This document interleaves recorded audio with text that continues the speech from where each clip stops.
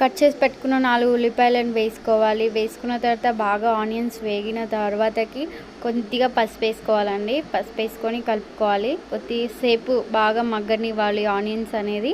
మళ్ళీ 1 table spoon అల్లం వెల్లుల్లి పేస్ట్ వేసుకోవాలండి. అల్లం వెల్లుల్లి పేస్ట్ వేసుకొని కొద్దిగా కలుపుకొని మళ్ళీ ఒక 5 మినిట్స్ అల్లం వెల్లుల్లి పేస్ట్ స్మెల్ పోయేదాకా వేపుకోవాలి. ఇప్పుడు ముందుగా కట్ చేసి పెట్టుకున్న ఒక టమాటా చిన్న ముక్కలు కట్ చేసుకోండి. ఒక్క టమాటా అయితే సరిపోతుందండి. ఎక్స్ట్రా వేస్తే మళ్ళీ తీయగా అవుతుంది. ఒకటి చాలా అండి. టమాటా ముక్కలు బాగా మగ్గనివ్వండి.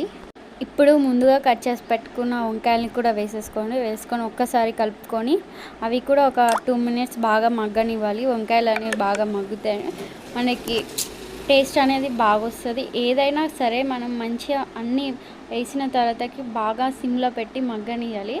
అప్పుడు ఏ కర్రీస్ అయినా మంచి టేస్ట్ వస్తుందండి. తగినంత సాల్ట్ వేసుకోండి.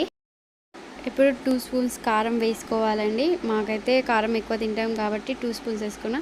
తక్కువ తినే వాళ్ళని అయితే 1.5 అయితే సరిపోతుంది. కొద్దిగా మిక్స్ చేసుకోండి.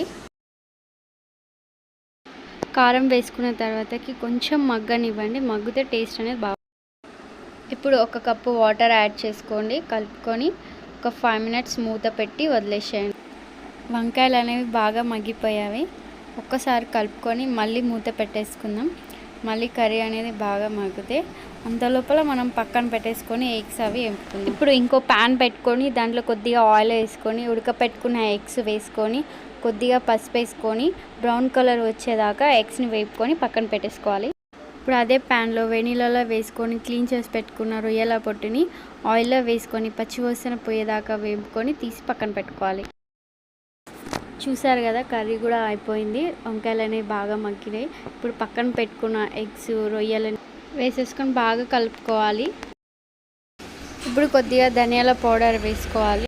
కొద్దిగా కొత్తిమీర యాడ్ చేసుకోవాలి. ఇప్పుడు కొద్దిగా వాటర్ యాడ్ చేసుకొని మళ్ళీ మూత పెట్టేసేయండి. 2 మినిట్స్ వెయిట్ చేద్దాం.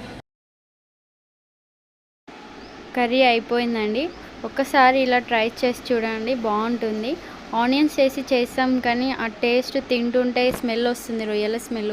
బట్ ఇలా వంకాయలు వేసుకొని చేసుకుంటే మనకి స్మెల్ అనేది తెలీదు, టేస్ట్ కూడా బాగుంటుంది. ఒకసారి ట్రై చేసి చూడండి, మీకు కూడా నచ్చుతుంది. నా వంటకం నచ్చితే సబ్స్క్రైబ్ చేసుకోండి.